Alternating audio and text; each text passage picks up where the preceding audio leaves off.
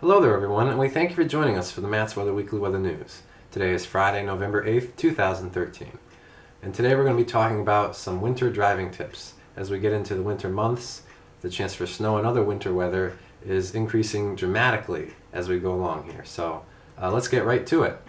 Make sure you and your car are properly equipped. Before you set out on a snowy trip, even if it's just a short drive to the grocery store, keep the following items in mind. Make sure that your car has ample antifreeze, the windshield is clean, and that you have plenty of windshield washer fluid. Check to make sure the headlights are clean and in good working order. Verify that the tires have tread and are properly inflated. Have your battery tested to avoid being stranded in the cold with a car that won't start. Equip your car with a flashlight and extra batteries, a first aid kit, warm clothes, and a blanket. Remember to have sunglasses in the car, as the glare of the sun off of snow and ice can be more intense in the winter than it is in the summer. Perhaps the most important of all, remember your cell phone so that you can call in case of an emergency.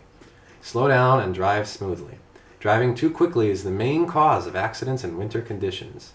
Even if you're driving an SUV or a four-wheel drive vehicle, you cannot safely do 80 miles an hour during a snowstorm, regardless of your vehicle. How you drive can prevent accidents. Avoid abrupt acceleration, braking, and unnecessary lane changes. These maneuvers can cause your vehicle to lose traction and launch you into an uncontrollable skid, leading to a collision. Four-wheel drive may help your vehicle get going in the slushy stuff, but it's of no use when you are trying to steer or safely stop on a slippery road surface.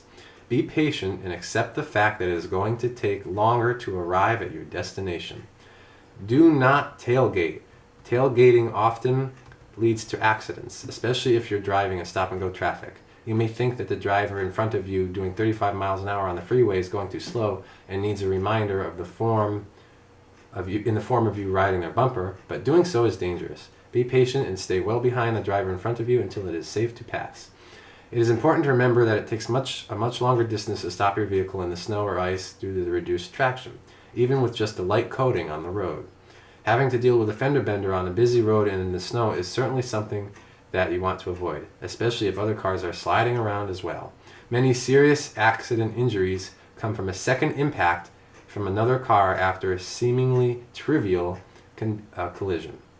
Do not use cruise control. Driving with cruise control has become almost second nature. Sure, it prevents you from getting leg fatigue, keeps you from unwittingly speeding, and it is great on long trips, but driving with it on in winter conditions can be unsafe. If cruise control has become a staple of your driving habits, make a conscious effort to ensure that you are not using it in winter weather. Using cruise control in the snow, ice, or even rain is dangerous if your car hydroplanes or skids. The car can accelerate and spin the wheels, attempting to maintain a constant speed. If you hydroplane with cruise control on, it will become more likely that you lose control of your vehicle.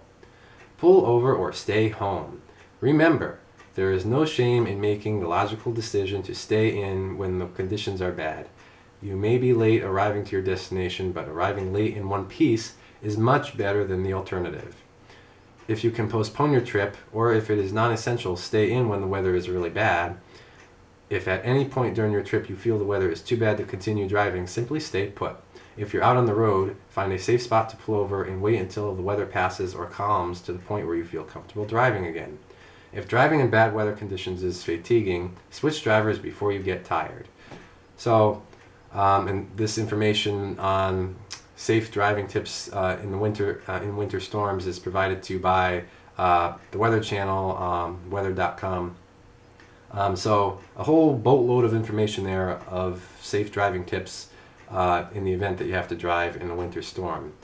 So just in the event that you have to drive in a winter storm, abide by all these tips and just be careful, take it slow. And it's really important to just accept the fact if you're driving in a snowstorm that it's going to take you a lot longer to get where you're going than it normally would, regardless of anything in a snowstorm. So, and of course, the best advice in a snowstorm is if you don't have to go out, don't go out. But if you have to go out in a snowstorm for any reason, just drive safely and follow those tips. Alrighty, and now your WFSB Channel 3 early warning 7-day forecast. Your forecast for tomorrow, Saturday, November 9th, I should say. A mix of clouds and sunshine, fairly light winds, high 49 degrees inland, 51 at the shore. Sunday, partly sunny, becoming windy, high 54 degrees inland, 57 at the shore. Monday, mostly sunny, breezy and cool, high 52 degrees inland, 54 at the shore. Tuesday, partly sunny, windy and colder. A chance for a snow shower, high 42 degrees inland, 44 at the shore. Wednesday, partly mostly sunny, breezy and chilly, high 43 degrees inland, 45 at the shore. And this morning we were looking at the possibility of a coastal storm, a snowstorm for next Wednesday. However, all the forecast models have sort of come to agreement since this morning, have come to agreement now in bringing this coastal storm far out to sea. So it doesn't really look like that coastal storm, that snowstorm, is going to affect us at all next Wednesday, which is a good thing. And then on Thursday next week, mostly sunny, a little milder, high 50 degrees inland, 52 at the shore. And next Friday, November 15th, partly sunny and comfortable, high 55 degrees inland, 56 at the shore. Alrighty, that'll do it for the Matt's Weather Weekly Weather News this week.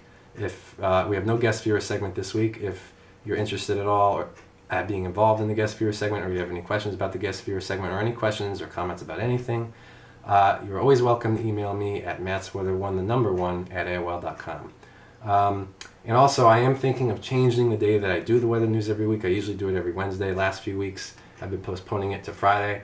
I am considering changing the day that I do it to Saturdays. I'm not sure on that yet, but at this point, I'm going to plan to do the weather news still for Wednesday. So we'll see you for the Matt's Weather Weekly Weather News next Wednesday, November 13th. We'll see you then.